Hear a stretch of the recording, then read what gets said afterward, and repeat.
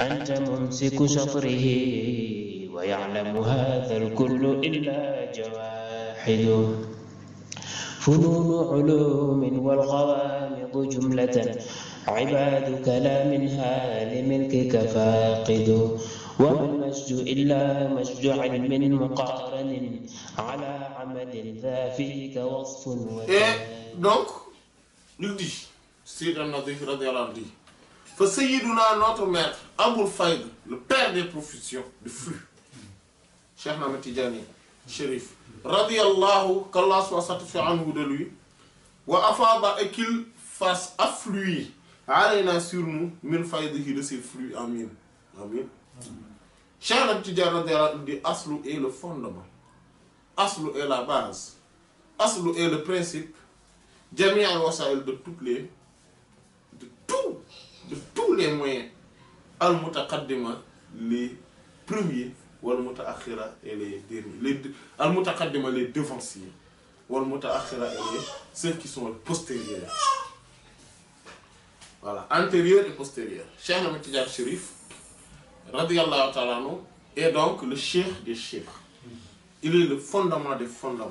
C'est pour ça qu'il dit wa shaykhul mashayikh. C'est lui le cheikh des cheikhs. C'est lui le maître de tous les maîtres, comme on l'a vu dans sa station de ici. Wa barzakhul barazikh. Et c'est lui qui est l'isme des ismes.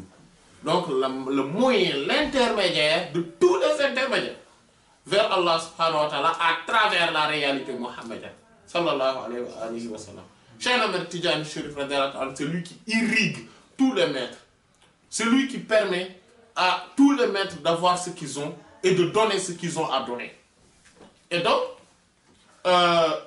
lui, il est le moyen de tous les moyens. Il est le fondement, la base et le principe de tous les moyens.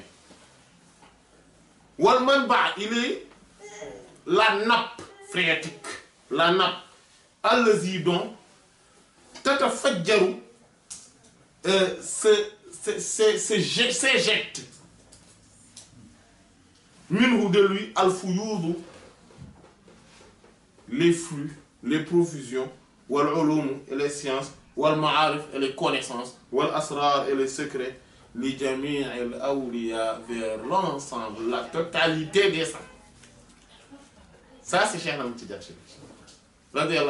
C'est ça, c'est une partie de ces réalités. En fait, dont on avait vu, qui était le fait qu'il soit l'isme des ismes. Et donc, le fait qu'il soit donc la base, le fondement de tous les moyens, c'est une forme, c'est donc une explicitation ou un commentaire, un exégèse du fait qu'il soit l'isme des ismes. Donc, c'est donc lui la nappe phréatique qui abreuve. C'est ce que, vous voyez, est-ce que c'est Sayyid Abou Bakr radiyallahu anhu dit, Innal manahila tahmimi mazayahu. C'est exactement cela. Les cours d'eau, les sources d'eau proviennent en vague de ces dons. Un mazaya, c'est de ces distinctions. Voilà. De ces formes de distinction, de ces dons, de ces faveurs, radiyallahu ta'ala, vers tous les saints, wal aqtab vers les pôles, wal arifina et les connaissants, wal ahbab et les amoureux. Donc dans l'ensemble de ces mondes-là, le monde des saints, le monde des pôles, le monde des connaissants, et le monde des amoureux, c'est Cheikh Ahmed Tidjani radiyallahu ta'ala qui est la nappe phréatique à travers laquelle tous les châteaux d'eau, tous les puits s'irriguent. Donc c'est pour ça qu'il est le fondement de tous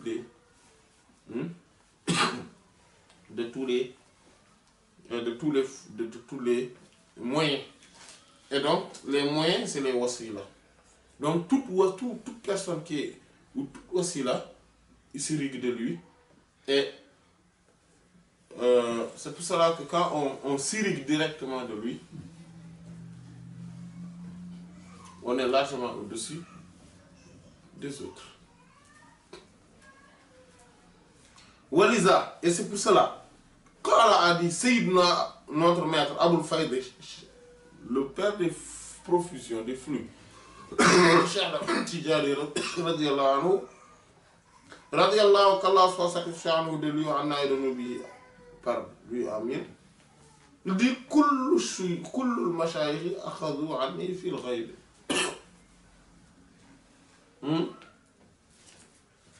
Voilà. Kullu al-mashayikh, tous les maîtres, tous les maîtres, akhadhu ont pris anni de moi fil ghayb, dans le monde du mystère, dans le monde de l'invisible. Tous. Alors, c'est ce que Seydi Abubakar dit que kullu shuyukhi fa qawlu al-haqq munfaridun min hadrat al-ghayb inna rabba a'lahu.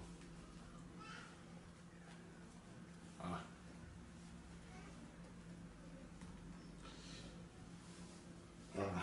Et nous en avons parlé aussi dans Matwa Anqa. C'est ce sens-là. Mais j'ai oublié le vers. Voilà. Que tous les maîtres ont pris de lui. Et ça, c'est une parole de vérité. Donc, il est singulier dans cette parole de vérité, fil ghaybi, en disant que kullu shuyukhi ont pris de moi fil ghaybi.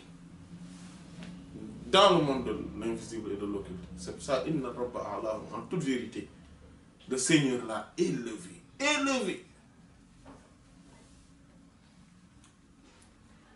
Waqala, et il dit aussi, Cheikh Tidjani radiyallahu anhu dit, inna jami'a al-awliya yadkhuluna zumratana wa ya'khudhuna awradana wa yatamassakuna bi tariqatina min awwal al-wujud ila yawm al-qiyamah. Kullu inna, en fait, jami'a al-awliya, tous les saints, tout, yadkhuluna, vont entrer Zumratana dans notre groupe. Ils vont tous intégrer notre groupe. Et ils vont prendre Awradana, nos zikr, nos litanies, nos wird. Et ils vont aussi s'attacher bitariqatina, de notre voie, notre tariqa. Min awwalil wujudi, depuis le début de l'existence, ila yawm al-qiyamati, jusqu'à la fin, jusqu'au jour de la résurrection. C'est-à-dire que tous ceux qui sont des saints, dans le monde batinique, ont pris de nous, ils s'abreuvent de nous.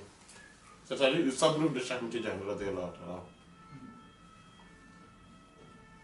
Voilà. Donc, ils vont intégrer la tariqa. Ils ont pris le wird en réalité. C'est pour cela que, comme quand on prend l'exemple de Sayyid Muhyiddin Ibn Arabi, Cheikh Abdul Qadir Jilani, Sayyid Abul Hassan al-Shazili, etc. Dans le zahir, ils ne sont pas Tidjani. Mais dans le batin, ils sont Tidjani.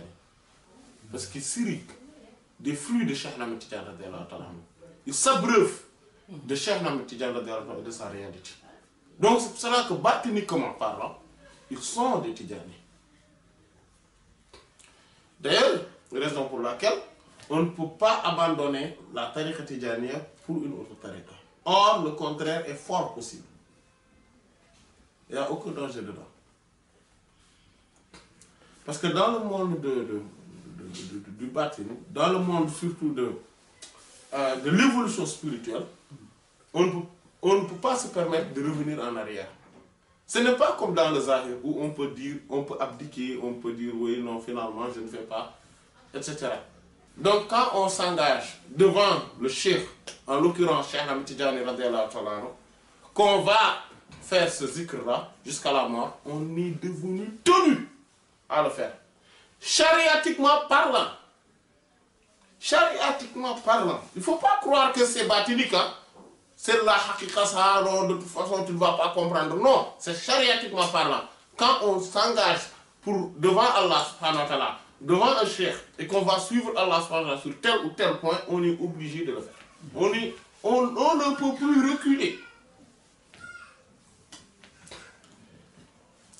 Et quand on s'engage devant Allah subhanahu wa ta'ala sur une bonne action, on ne peut pas rétrograder.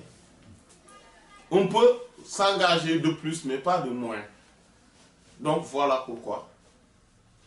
Étant donné que Cheikh Ahmed Tidiane est le fondement, la base, le principe de tous les moyens, c'est-à-dire il est la nappe phréatique dont s'abreuvent tous les maîtres, on ne peut pas quitter sa tariqa vers les autres. C'est compréhensible ça, non? Voilà.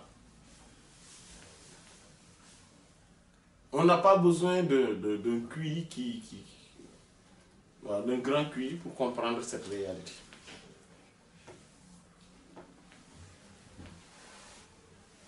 Il dit unzur mimha, regarde bien les mains. Voilà. Donc si tu regardes le livre de l'imam, tu verras cette réalité, tu verras tous ces propos-là. Quand Cheikh Ahmed Tidiane parle sur le fait que tout ça brûle de lui, etc. Parce que les Cheikh Omar Fouti là aussi qui lui a rapporté de Cheikh Ahmed Tidiane.